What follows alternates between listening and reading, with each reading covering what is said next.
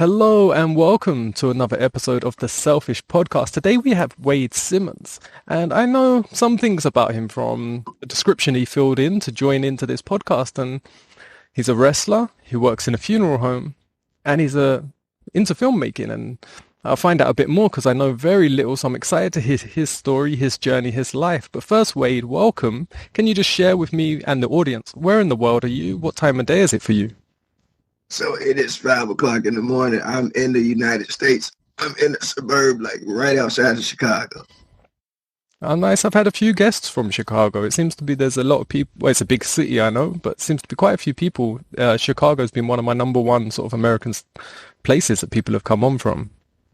Oh, nice. Now that's great to know. I mean, a lot of great, talent come out of Chicago, from basketball players to rappers to movie stars to some of everybody.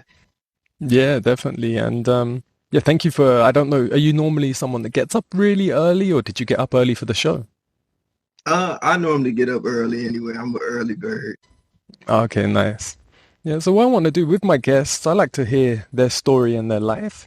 And I like to start with their childhood. Can you tell me a little bit about what your life was like pre 10 years old? Like, how was life growing up? What did your parents do? And yeah, paint me a picture of your early life. Sure. So I was born on the northwest side of Chicago in that area called Humble Park. I went to elementary school on the west side of Chicago, went to church on the south side of Chicago. And for the most part, as a kid, I was into like photography, filmmaking and wrestling, pretty much what I'm doing pretty much now. And then I went to a school called Jensen. I stayed there from like pre-K to eighth grade, had a lot of good friends there. And it was kind of like in elementary school, like where I started like, writing like short stories. I used to bring my video camera to school, take a lot of pictures and stuff like that. So, and also I used to pay some of my fellow classmates to draw like cartoon characters for me and stuff. So I had a business man already as a kid.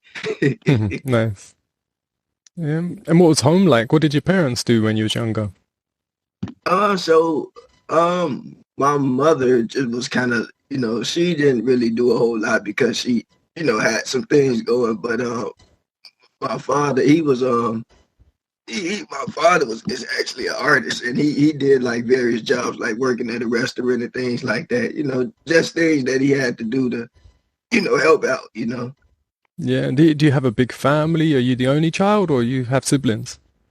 Oh no, I have two sisters, one brother, and my grandparents also kind of helped raise us too. So Oh, my nice. grandmother actually was a school teacher at the school that I grew up at. Oh, nice. What did she teach? She taught like what, eighth grade, from fourth grade to third grade. She taught some of everything, and then my grandfather actually, he we used to work for like a hair product company, but they left and moved to another state. So then he got another job, like working downtown Chicago. Oh, okay. So were they also from Chicago, raised there? Like, has your family generations been there for a while? Yeah, well, my grandmother, yeah, but my my grandfather, my mom's actual father, he was from Michigan, but my mom was also blessed with my step grandfather, who's been, in their life since they were kids, and he's from Mississippi. So I mean, he's pretty much been there for us since forever. Hmm. Oh, nice. And do you remember when you was a child, like you said you was doing filmmaking and everything, so maybe that'll be along their lines. Do you remember your first ever sort of dream or ambition or something you wanted to do or be when you was older? Yeah, as a child, I always knew that I wanted to do two things. It was be a filmmaker, of course, because again, I was dealing with cameras since I was a little kid, but I also wanted to be a mortician too. Oh, so you wanted to be a mortician. So where did that, because that's an odd thing to, oh, I feel like it's an odd thing. I don't know anyone that's wanted to do that or come across a guest that said that. So where did that sort of drive come from? Um, I think from, growing up in church and going to like a lot of funerals for whatever reason, I was just always kind of curious about it. Like I'm not fascinated with death or nothing like that, but it was just, for some reason I always just wanted, to do it. It was almost kind of like it was meant for me to do it. Yeah, because it's like you said, you don't need to be, say, fascinated with death, but death is one of the, it's like birth. It's one of them guarantees in life. So someone has Yeah, to help that service. yeah, because I know a lot of people would like assume that oh most people that want to do that is fascinated with death, but that was never my story or intention. I just for whatever reason, it just seemed like something that it was meant for me to do as a child. Because again, I remember wanting to do that in elementary school too. Yeah, and what do you feel was intriguing you? Was it the sort of service of helping others with the passing of a loved one, or was it the sort of behind the scenes? What part interested you the most? I think a little bit of both. I think maybe kind of knowing a little more about what happens to the remains, and just kind of seeing that it was a job where you had to help people. Oh, okay, and as far as I'm aware, you work in some way for I don't know whether you call it a funeral home or a funeral company, but you've got a job in that industry and you're making your own film. So how did the funeral side start? When did you start getting your first sort of job and career in that side of things? So there were a married couple at the church that I grew up at. They were morticians, and they knew that I wanted to do it.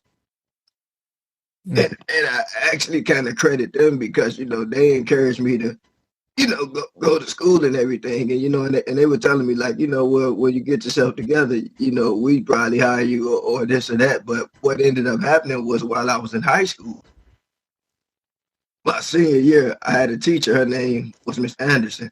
She called the Mr. Spencer Leak's wife, Spencer Leak Jr.'s wife, and she told him like, look, I got a student that wants to be a mortician. One of my high school students, can you give him a chance? And he told me, he said, show up in a white shirt, a gold tie, a black suit. And I look up now, it's been 11 years since I've been there. Nice. And still with the gold tie and the black suit. Yeah. Yeah. Nice. And so how did that feel once you actually started working there and seeing the process, and has that transformed over time, over 11 years? Oh yeah. I mean, since I've been there, I mean, it's kind of crazy because like when you think about it, like when you first meet new people, you kind of have to get to know them. But now it's almost like that memory is just so blurred. It's like I pretty much know everybody. Yeah. I mean, I've been with them for 11 years, but like the first day, I mean, if I can recall it, it was like I was like very excited to be doing what I love. Of course, it's not the best circumstance for the person going through it, but just to be able to come there and help, and then I got to meet so many people and stuff like that. But I mean, for the first few years, I was at the funeral home and like because we have two locations now, we have three, but for like the first couple of years, like a lot of the workers in the city didn't even know who I was. So when they finally met me, they were like, "Well, where you been hiding at?" Mhm. But I mean, I thank God for being there. Though it's been 11 years, and I mean, it's like time just went back so fast. Yeah, and how do you find like doing that work and your own sort of processes of death and passing? Because for me, I'll tell you a little story of me personally. Like, I didn't come from a strong religious background. Like my family were sort of loosely sort of Christian Catholic when I was younger, but as soon as my nan passed, that sort of went away, and I had lots of Yeah, issues in my family when I was younger, and I felt like I didn't get answers from any religion, so I became like sort of no religion for a long time, and I lost faith, but I also feared death because I didn't have any real yeah, strong concept. And then like later in my life, I got full of faith, and I don't have any fear of death. So what's yeah. your process of death, and how is that? How's your sort of life in that way, and where your thoughts go and mind goes? Yeah, so for me, because I grew up in church, and I mean, I also like, I've done some ministry in my life too, but I've always kind of been a person of faith. I mean, I think everybody's faith gets tested. Sometimes a lot of things happen and we don't understand, but like, I think like now getting older, when we kind of look at the state of the world now, and all the wickedness that goes on. I think to me, when people when I guess I can't speak for nobody else, but when I think more about death, it makes me realize, like, we're not going to be here forever. But I mean, I think we should be mindful, of how we treat one another. I mean, I do believe in heaven. I believe in hell. Um, but I just think that, like, I look at, like, how God loves humanity. Like, I don't look at death as like necessarily like a punishment. I mean, I know for Bible believers that, it was a consequence of Adam's choice for those that believe the Bible. But I look at it as like, this world that we live in isn't perfect, but I feel that we should try to make a big difference in it and have love for people, no matter who they are, no matter how they think, no matter what they believe. I just feel like we have to kind of, try to find the light in people, Yeah, nice. No, well said. Yeah, and so how did film? So you've been doing that for 11 years.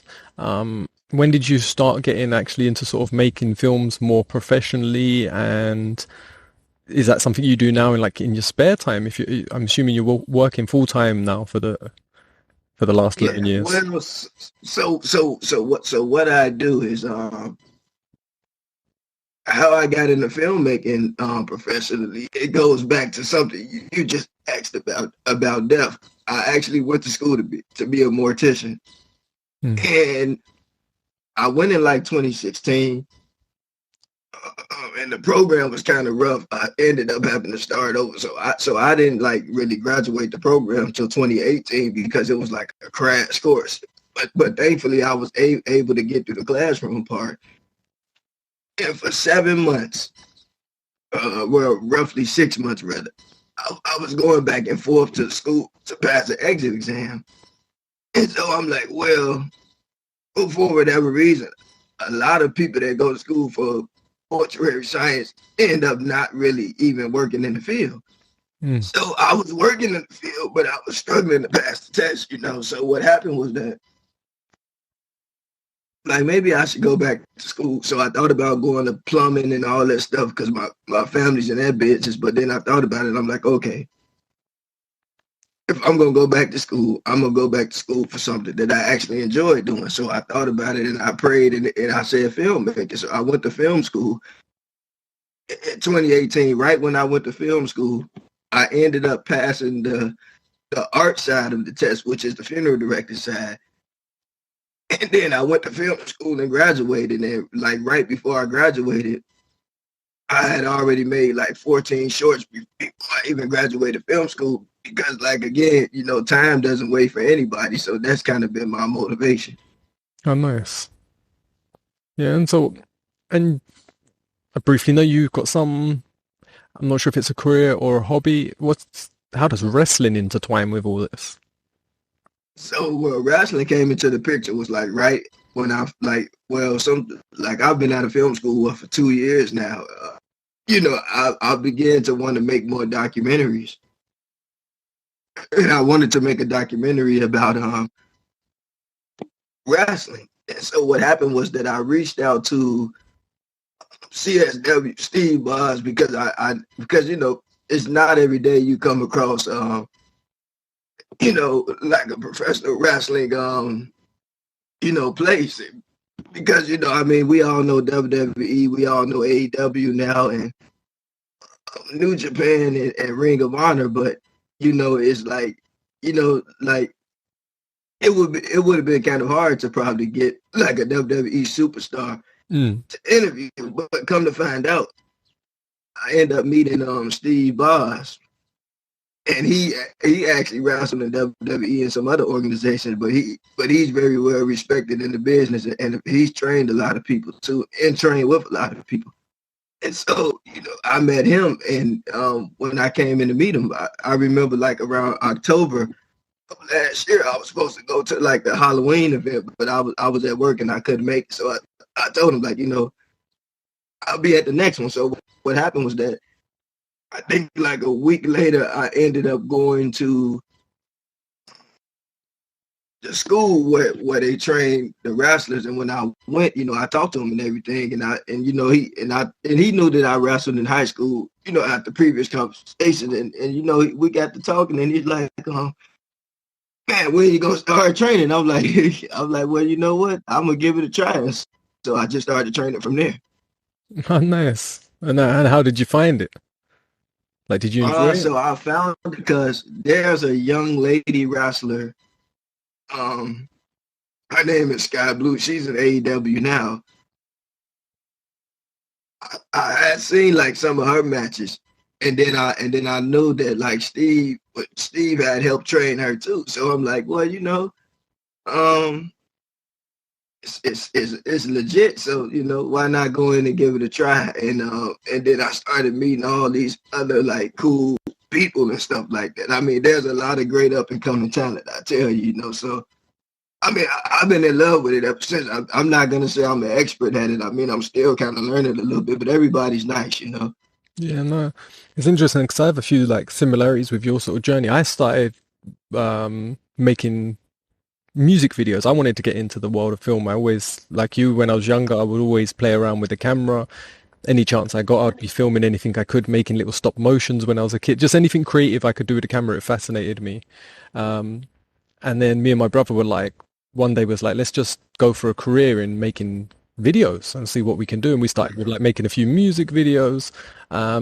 But we, with the ultimate goal of getting into film, and was practicing that way, and was like, right, music videos. And then we started making documentaries for athletes because we knew a few athletes and stuff, and was like, let's just contact them. And we started making like behind the scenes DVDs of like lifestyle, diet, training. And we worked with some real top bodybuilders and disabled athletes, all different categories, triathlons. And it was an amazing experience to film them. But some of the people we ended up working with were wrestlers. Oh, nice. It's because we filmed a couple of wrestlers, made a DVD for them for like the sort of like professional UK scene, which is small compared to anything compared to WWE and them things, it's one of them, they do local towns and they travel around, and they've got a second job, or they got a first job, should I say, and the wrestling is just a hobby and makes them a little bit of change, but they just are passionate about it. They spend most of their money on just upping their equipment, the arena, better stages, things for the fans. They don't really make a wage from it as such in any large degree. So we got to see a lot of that. And one of my good friends always wanted to be a wrestler. We introduced him, and then he's now trained and wrestled around the world for different people. And he absolutely loves it. But me and my brother found it fascinating to go to these wrestling events because I'd seen it on TV and I followed it when I was younger a little bit, but not crazily. I had a few friends who were like real passionate about wrestling, about like WWE, like super fans. But I always just watched it. I always admired the agility and the actual physical practice that they're doing, whether it's scripted or not. It didn't matter to me. It was like they're still like somersaulting, jumping, crashing, throwing them, like they're doing things with their body that I thought was impressive. And yeah, absolutely. I mean, it's a whole lot of fun. Yeah, and only done one. We ended up doing the same thing. They roped us in to get in the ring once for a scene. They said, "Oh, we need to," because we just was like ended up hanging out with them sometimes as well as filming, but just enjoying the process and making friends. Like you said, so many nice people. And they said we need two like security people. They made us dress up in like a black suit each, and they said you've got to be like the guy's personal security as he walks out, but you're just gonna like get kicked out the ring basically. Nice. And I remember that, and it's just like it was fun. But yeah, I don't think my body would appreciate doing that too often. Like some of the guys, like the bruises and stuff they had afterwards, and just from the slaps, the backhand, the hand slap on the chest. Oh yeah. Just some of the moves that you don't think look that bad are some of the worst, actual most painful ones. Oh yeah, absolutely. Yeah, but that's where good training comes in. I mean, mistakes happen, but I mean, if you don't go the right way, you can really hurt yourself. Yeah, no, there's a lot of training behind the scenes, a lot of like you got to really learn to fall, learn to actually take a fall and not put yourself in the right place like a dance, because if you're out of time with your opponent, you're going to end up getting hurt, and they're not trying to hurt you. Yeah, that's absolutely true. Yeah, so are you looking to continue wrestling as like a hobby, or you want to do something more with it, or you're just seeing where that goes? To me, I'm kind of open for whatever I make. Right now, I'm just, doing it for the love of. But I know that really, to me, what I like about it, that wrestling is storytelling. Because I know a lot of people when they found out about it, they're like, "Hold up, you doing funerals? You doing filmmaking? You're wrestling?" They're like, "What's going on? You're all over the place." But I'm like, to be honest with you, not really, because if you look at wrestling, wrestling and filmmaking is both just storytelling. I mean, it's entertainment. Really, it's not that much of a difference. The only difference is that wrestling is sports entertainment. Yeah, no, definitely. That's part of what me and my brother enjoyed so much about it because we started making a few of, like the on-screen videos for the different wrestlers, so they have a nice little entrance video and things like that. But we came up with all these plans and was like, look, you could have this, so we can get the behind the scenes. We wanted to make all this video. The only problem is they couldn't budget it, and we was doing it like dirt cheap, but they just could not budget the amount. Yeah, But yeah, there's so much creativity that can be done in that industry with just a camera and someone that wants to tell a story. And that's what we were passionate yeah, about. It's creating the story, the entertainment, the engagement with yeah. the audience. Yeah, it's really nice because like since we've been doing it so far, like we ended up meeting like I've got a chance to meet Hornswoggle. Like, I met Scotty Too Hotty from Too Cool. And then not only that, it's just the people that you just meet in general. Everybody's excellent. Yeah, nice. And so is your plan to continue the working in the, because you said you're passionate about it, continue working in the sort of funeral industry indefinitely until as long as you can, and then creating, like, trying to get into more creative feature films that you can be sort of, do you want to direct the films, write the films? Is there a particular part of Well, it you want to do if you had it exactly your way? yeah. Well, for me, I love writing and producing. That's that I don't really like directing that much. I'm not against it, but I like writing. I like producing. I think now I have a decent amount of experience, putting together budgets and casting people, doing things like that. Of course, in Hollywood, they want you to kind of come up through the ranks, but I think on the independent scene, I think I can probably, I think I'm gonna probably do about at least 4 feature films. Oh, nice.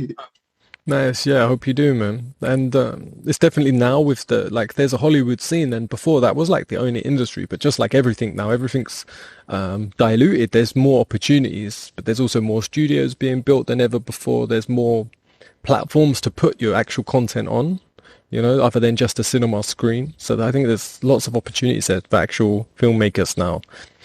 Yeah, but I really want to focus more on making documentaries. Yeah, and what sort of area do you want the documentaries to focus in? I want to do like different, like kind of like what you did, like different documentaries about different people. Like their life, their stories, stuff like random things. Yeah, well, I found when I was doing it, it was a couple things. Is with certain athletes and certain sports professions, they're really keen to have more material, more stuff to help build their name, and they're passionate about what they do, and they want other people to see it, and they see the value in it. Yeah, Whereas getting funding, if you can find an athlete who has a sponsorship, sometimes they will cover the budget just because, as long as you make sure whatever their sponsor stuff is, that they have the product placement, they yeah, use it, and most of the time they do anyway, so because that's what they yeah, do. But often they yeah. will cover some of the budget, and it's Yeah, I feel like documentaries, they're a lot more funner to make than narrative films. I think only because like in the narrative film, you have to like direct actors and stuff. You got to tell them where to go, where to sit, where to stand, and all that. That part is fun, but I love documentaries because you get to actually talk to people and hear their story. yeah, nice. Yeah. So with all that going on, I always ask each guest, like, with the last 2 years has been a little strange for everyone, it's not the normal. So how has the last 2 years been for you, and what opportunities have you found in that time? So well, in the last couple of years, because of the pandemic, I mean, to be honest, it was kind of rough because I know, especially being in the funeral business, um, I mean, you're already dealing with people at a rough time, but to kind of have to tell family, like you can only let 10 people in, or you can't see your loved one and all that. I mean, that was really rough, you know. Mm. And I mean, it was kind of, it was kind of mentally straining even on the workers a little bit because, I mean, people, they take their frustration out on you, even though it's nothing personal, you know. Yeah, yeah, like you're the messenger in it, and that's the one that gets gets hurt.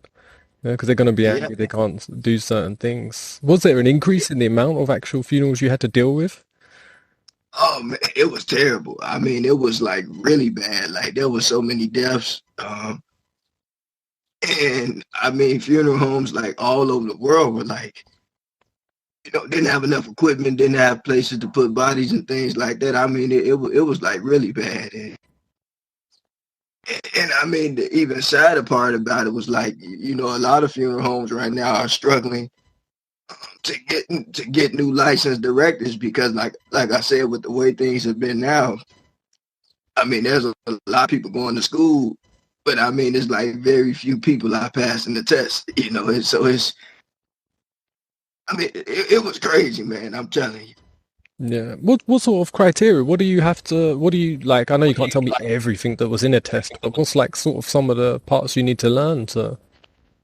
Well, the thing about it is this, and I'm gonna just keep it 100. Like, to me, hands-on is always different from book stuff.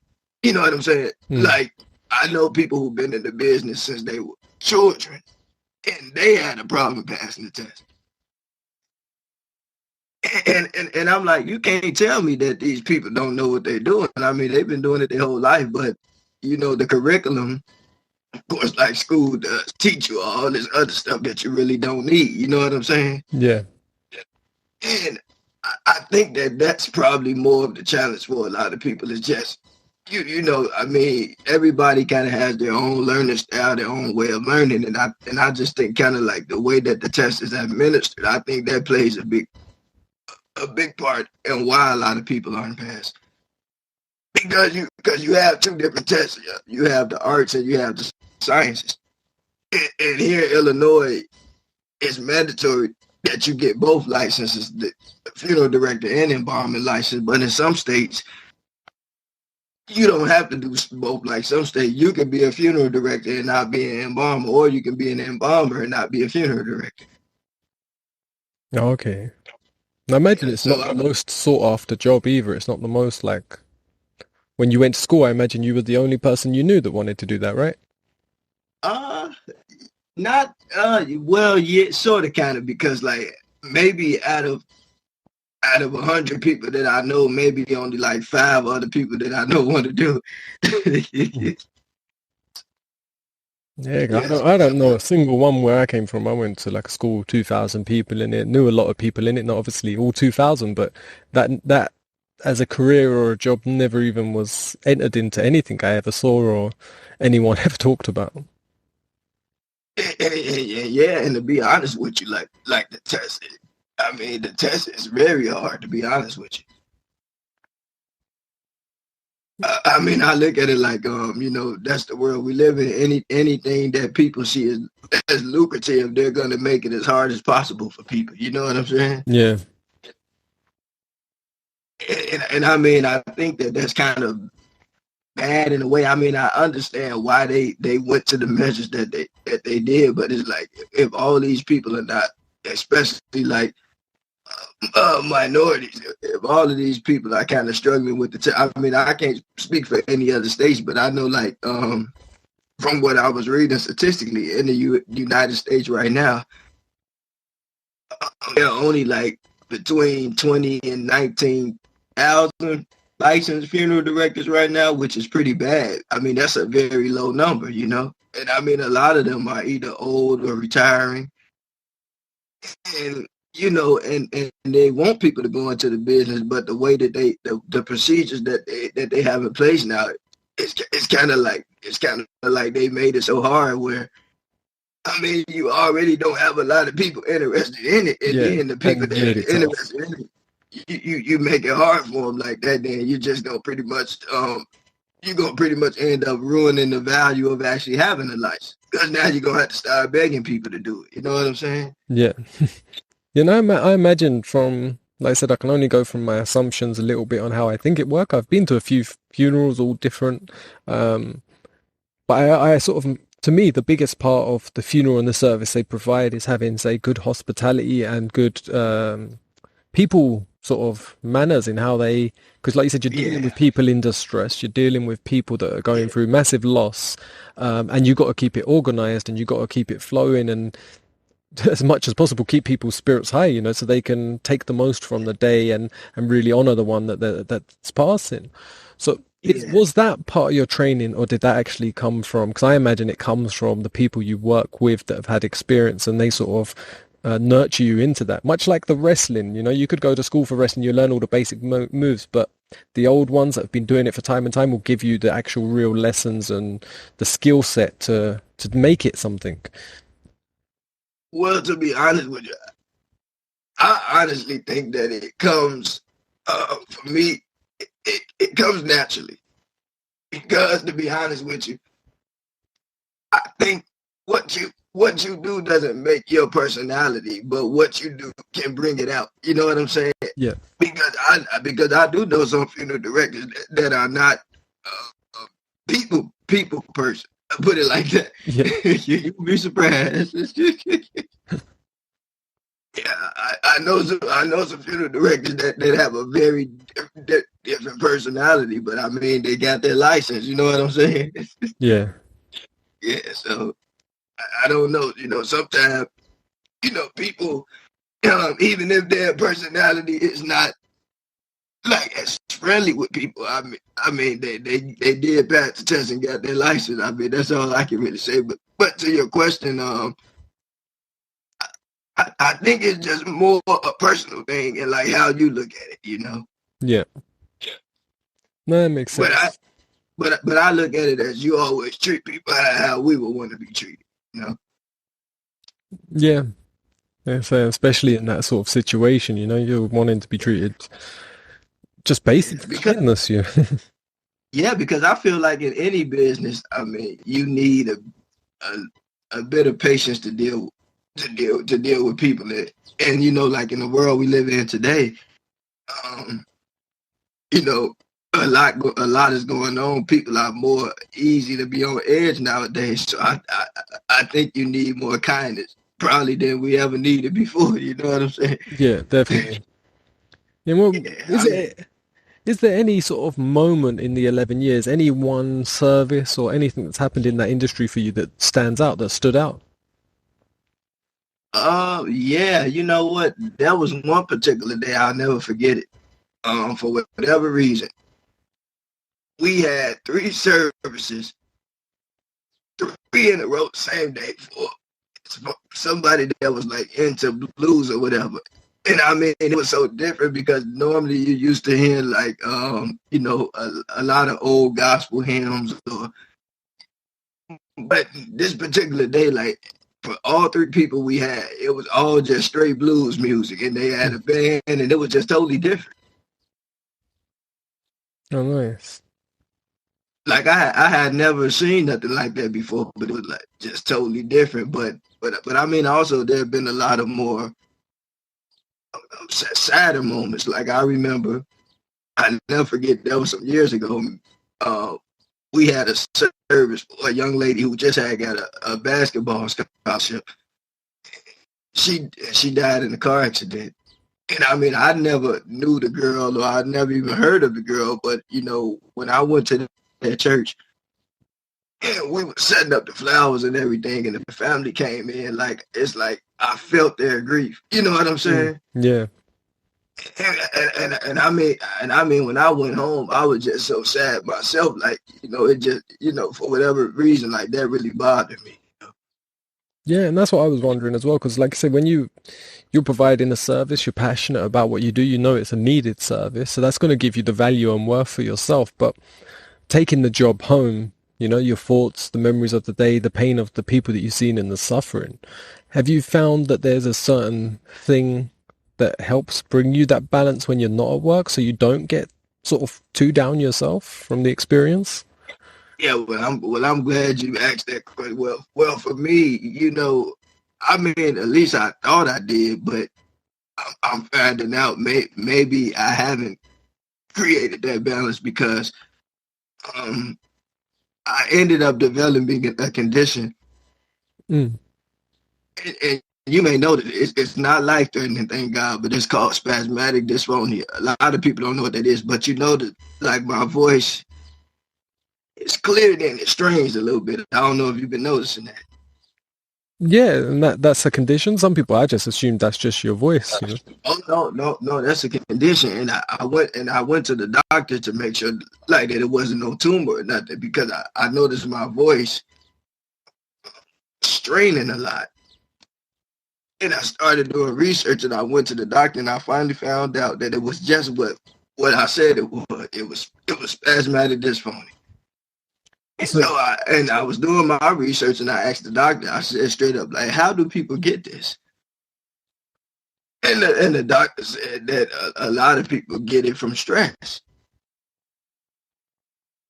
And I'm like, wow. I'm like, wow. So I really kind of know where the stress came from because I mean, I'm not married. I don't have any children. I mean, I don't really have a lot to, do other than, just do basic life stuff. And that's not really a whole lot, but it's like, you're, cons- other than that, I really don't have no stress. you're like And so consistent in other I know, people's stress. yeah, so I know that it came dealing with, like even when I went to school, like, dealing with passing that test and, going back and forth with the people in the industry about the licensing process. And then, just kind of like being stuck. I think, I think all of that kind of had affected me. I mean, I just wasn't paying attention. You know what I'm saying? Yeah. So when did that develop, and is it getting worse, or did it just suddenly one day just start happening and it's sort of been consistent? So I noticed like the last 2 years, like when I was going back and forth to the mortuary school trying to pass that test. I do remember one day in film school, and I think this was like 2018. Somebody just asked me like, "What's wrong with your voice?" And then I didn't pay that much attention to it. But then over time, it's like it just progressed. Like thankfully, I mean, it's not curable, but it's no medical cure for it. But from what I was told by a doctor that works with me, that if you eliminate whatever stress, so the doctor that I had been working with, she was telling me like she helped all of her patients like kind of manage it. Like it's no medical cure for it, but there are like some little tricks that I guess can help me control it a little bit, But whenever I tense up my voice, it just strains real bad, kind of like it's doing now a little bit. Yeah, is it painful, or is it just like there's a resistance there, like you can feel it, or you don't feel anything? Or It's not really painful, but what I have noticed is that like you know, I mean the whole thing that I get from this situation is that like I feel like joy is like the biggest part of me like keeping myself healthy, which is a good thing. So that's kind of caused me to make a lot of life changes, which isn't too bad. Hmm. I mean, if I got to be happy all the time, like now to keep my health intact, then like I'm like doc, you don't got to tell me twice. Yeah. No, no, I wish you the best with it. Maybe something can change it. I can tell you a few things because I do a lot of different things to do with the mind, the body to keep myself energized, thriving, and I've Yeah, overcome quite a few illnesses. My love Danielle, she's overcome illnesses that were supposedly incurable, and she's now cured, drug free, and she was told she'd never walk again, and she's walking. Um, yeah, and there's a couple things that I do like for my own before every podcast show, so that my speech and everything is clearer and I don't run out. Similar to, if you got to sing, you have a vocal coach and they practice certain rhythms. But I also make a little bit of sounds and noise to create the vibration in the throat. But I also drink coconut oil with warm lemon water and honey, Nice. and that soothes the vocal cords and it soothes the throat. And the oils lubricate it as Yeah. well. So just having maybe, don't know if that make it, but before you've got to do a big speak like a podcast or you're doing even a funeral direction, to have something like that, like a little drink that's got honey in it, some lemon, some Hmm. coconut oil, to see if that helps soothe the muscles and the throat. Yeah. Trying out on a regular basis just to see if it gives a little bit more smoothness. And the other Yeah, thing, no, no, you're right. You're right because the doctor, just because to be honest, and I appreciate you for telling me that because, like I told the doctor, like they did have these temporary injections, but I'm like, I'm not getting those because it's only gonna make it worse. yeah, it's like a quick fix, but it's going to give long-term problems. Yeah, I'm sort of kind of like you on there. Like I believe in holistic healing and everything. So like I don't want to do anything that'll make it worse. But then anything natural that I can do to fix it, I would rather take that route. Yeah, and the other thing, I don't know if you've ever heard, it was something that I had never even heard of, but maybe it's bigger, I think, in America than it was in the UK. Have you ever been to do you know what a chiropractor is, and have you ever been to one? Yeah. Because I'd be interested to see whether you've had any physical pressure on your neck to see if the nerves in the neck are actually not getting proper flow to your vocal cords. So do you know, like if you've got a pinched nerve and you go to use your arm, and your arm would be Mhm. like juttering because it can't do a full motion without the nerve pinching. So I'm thinking like when you talk and when you do something, that if the nerve's not able to give the proper flow of function to that muscle, the muscle's just not firing off correctly. Yeah, and you know what? It's funny you say that, right? Because one of the doctors I went to, right, and this and this is why I trust the holistic healing process a lot better. Because one of the doctors I went to was like, I think you should just go on and get the injections because voice therapy don't work. And so I went to the voice therapist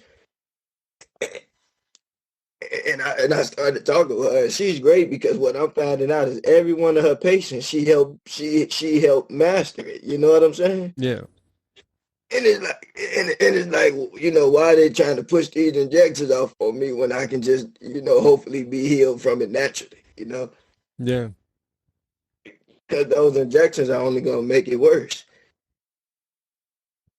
Yeah, no, definitely. I think the vocal training, getting your voice therapy, it's adding Yeah, something to your nutrition, getting the nerves yeah. fixed in your neck, like posture, neck movements and stuff to open up your Mhm. neck. I think all of them, man, I think if it only happened within 2 years, I think it's something that you might be able to fix Yeah, in but 2 years, or less. yeah, but also what I learned from this too is like create a better balance because like when I'm doing my like filmmaking, or I'm doing something like now that's happy, right? To be honest, like my voice is doing okay now because we're doing something fun. But whenever I do something that's mentally stressful, then my voice like strain. Even when I talk about it, it starts strain.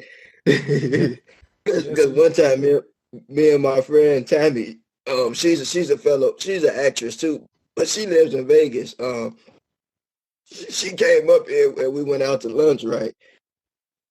And soon as I started talking about work, right, she started laughing because she like, yeah, your voice just did like your voice just changed completely talking about work.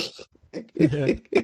Like, I think it's something that a lot of people of faith sort of have more of a concept of, but to me, life is always gifting you some form of opportunity, and it can seem like an obstacle at the time until you have the ability to look for whatever gift. So maybe, like you said, you've been given an indication to like where your passions are even stronger, where you should Yeah, be putting your energy, and yeah, even times of silence that you don't always need to speak. yeah. And so what my goal is at some point, I might take a break from doing funeral services for a while. I mean, again, it's not so much the business, but I think it's the things that I went through with the academic side, and just not making sure that I created a balance because people don't know how important balance is. Like I remember one funeral director, like last year, I went to a mortician convention in Texas.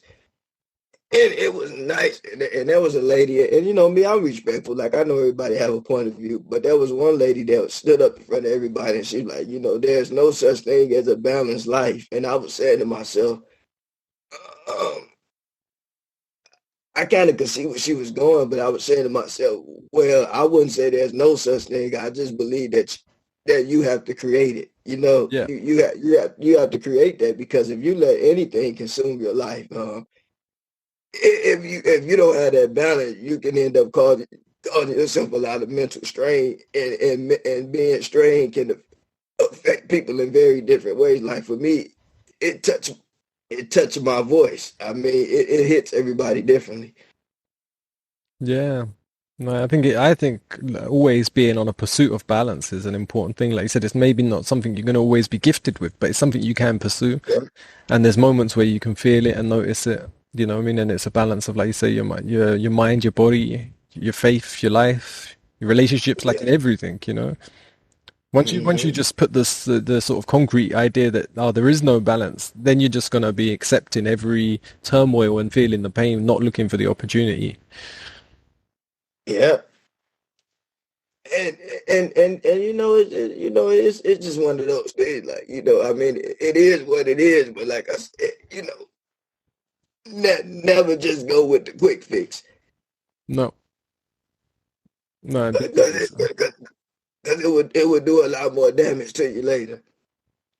Yeah, maybe you can get some extra work working on the other side, a bit more into life, something to do with birthing or christening or something at the beginning parts of life. Maybe that'll help balance you out instead of the ending of seeing people enjoy, people bringing a life into the world and being joyful. Maybe Yeah, something around that. and then you know what else I think kind of added to it. Like, I mean, I'm just being 100. Like one thing about me, trying to be real with people, and that's that. Like we talked about earlier. Like when you look at the state of the world now, people have gotten very difficult to deal with. And I mean, you know, it's nothing wrong with the business, but like now that you know, like people are already on edge, and then like I think that plays a huge role in it too because like a lot of people trying to figure like how come when you're wrestling or filmmaker you don't sound like this, but then when you're at the funeral home you sound like, and some people thought I was doing it on purpose, and I'm like, if you think about it, you know, as they say, some things are obvious. Like it's nothing personal, but you know, you can't let anything get in the way of your health. You know, Yeah. because I put it like this: like I work in the funeral home. So you know, our life goes on without people, but you know, I'm gonna try to stay as long as I can. Yeah. Well, man, well, I wish you all the best with it and be interesting to follow and see where it goes. Do you put content online, whether it's your wrestling, your filmmaking? Is there somewhere where people can check out what you Yeah, do? so pretty soon I will start posting more wrestling content. You know, once I kind of develop a little more, but you can find my film work on Vimeo. Wade Filmmaker 777. So Wade Filmmaker 37s on Vimeo, and then I'm on Instagram. Feel free to reach out, Wade Jedi 99, because I'm a huge Star Wars fan. I mean, that's one of the things that got me into filmmaking too. Okay. Nice. So I'll make sure I'll put them in the description so people can go check out your work. We're coming to the end of the show. It's been great to hear your story and thank you so much for coming on. Do you just have a moment of time just for some simple sort of one answer questions I ask all the guests at the end of the show? Oh, perfect. Let's do it. Yeah, so if you had to choose one, a cat or a dog, A cat. what's your favorite color? Black. Yeah. And in a simplest possible term, what excites you, motivates you? You know, just joy. You know, just thinking about God and joy. Nice. And what does the opposite? What gets you down? What turns you off? Uh, I think what gets me down is taking up too much of my time. Like not anything that's straining that takes up too much of my time is what get me down. Mhm. What sound or noise do you love? That's a good one. Well, to be honest, I love the sound of music, of good music rather. And what sound or noise do you not love so much? Uh, Cicadas. What's cicadas? Oh, well, I don't know if you ever heard cicadas, but those are like these little bugs that be buzzing all the time in the summertime. Okay, maybe because I'm in Spain. There's a certain type of bug that comes like at the end of summer that really buzzes like crazy loud. Yeah, And I they hang out in mean, the maybe they trees. call some. Yeah, maybe they call something different there, but we call them cicadas, and they're very nerve-wracking. Oh no. What comes to mind first when I say what do you love about yourself? I love that I don't waste time. Right? What do you love to see in other people? I love to see people enjoying their life. Nice. And very last question. What do you love about animals? This can be pets or animals in nature. So my favorite, I got two favorite animals. I don't know if that counts, but you just want one or you want both of them. I want you can tell me both of them, but I want to know what you love about animals. What do you love about them? Well, what I do love about, well, I'm gonna say this one particular animal first.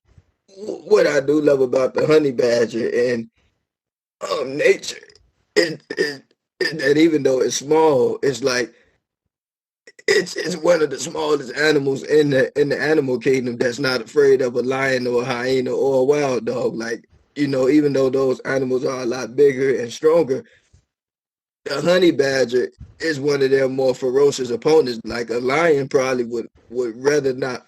A lion probably would go handle a zebra or even a wildebeest better than he would a honey badger, because even though the honey badger is small, the way that his body's made, he can defend himself against a bigger predator like a hyena or a lion. So I like that that is small, but he's fearless.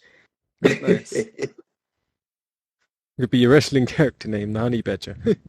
Yeah, I'm thinking about calling myself like the honey badger, but my favorite two animals would be the hyena and the honey badger. And why a hyena? Well, because hyenas, because they represent laughter, and I mean, I know a lot of people don't like them because they're like the lion's like worst opponent, but they're very smart animals. They're very smart. Oh, nice. All right, Wade, it's been beautiful to hear your story and your passion for life, and your joy. I can feel it. And thank you so much for being on the show. Truly appreciate it. Is there any last words or anything we didn't cover that you wanted to say before we close?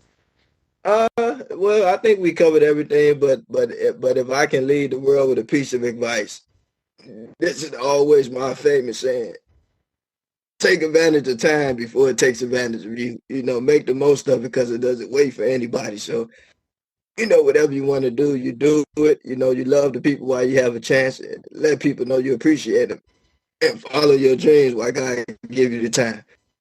Yep. Ah, nice, man. Thank you so much, and thanks for ending on a beautiful note. And I wish you all the best in your life and what you get up to. And I'll follow you on Instagram as well later so I can see what's going on in your world and your life. Yep. All right. Thanks, Luke, and I'll send you a friend request too. All right, man. Have a nice day, All right. and thanks for being on. All right. You're welcome, and thank you. Cheers. Thanks. Bye.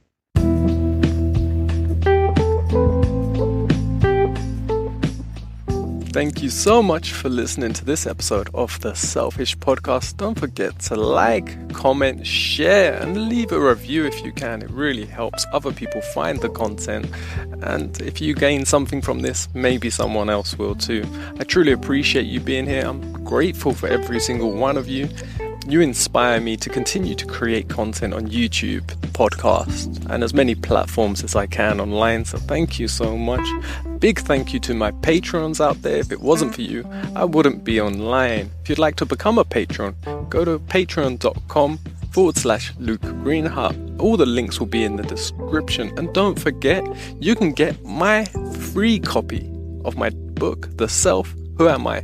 Which gives clarity to identity and direction to your purpose through beautiful insights and perception. So go check that out. You can get it free at lukegreenheart.com/free. Remember, links in the description. It's also available as a paperback on Amazon. Have a beautiful day. I truly appreciate you. Love life, love yourself, love others. Thank you again for being here.